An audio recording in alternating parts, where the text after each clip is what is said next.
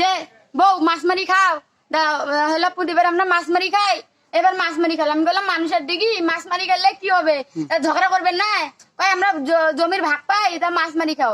মাছ মারি মাছ করি বাবা আমাক নটি বেশা ধাগরি যা পাইলো কইলো, যা ডাং বাসাইলো পাগলি কইলো, কোয়ার পরে আমাক কি করলো, আমি রাগ করি চলে এসে ডিগির মধ্যে আমার কাপড় চোপড় খুলি দিয়া আটক করে আমাক 4-5 জনের কাপড় খুলিয়ে আমাক পাগলি সাজাইলো।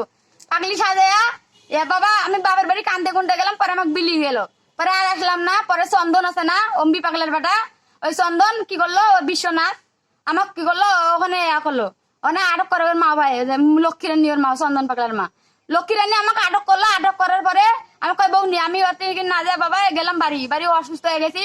এক মাস্টার দাদু কইছি কয় হসপিটালে ভর্তি করো। হসপিটালে বাবা ভর্তি হয়েছিলাম, 7 দিন আসলাম। ওকে ফোন দিয়া বললাম স্বামী হিসাবে তুমি কি আসবা, আমি খুব অসুস্থ। কয় কি আমি যাবার পাবো না, তুমি টাকা সারি দাও। সারি দেওয়ার পরে বাবা 2-1 দিন হইলো, কি হইলো, ওই আমার হলো সারি দেওয়ার কথা কইছে। সারি দেওয়ার পরেও পালিয়ে আসছে।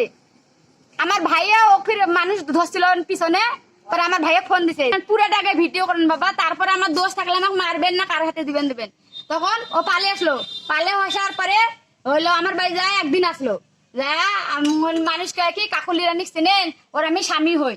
পরে আমার ভাই একটা ও গালে চর মারছে যে তুই পুরুষা ইজ্জত দেখাস মানুষ, কেমন তুই স্বামী, যে বউ বারে প্রতিবারে টাকা লাগে, একবার ওষুধ পেলাম, বন্যা দিলাম, এবারও দিলাম, বিয়েও দেয় কিসের জন্য।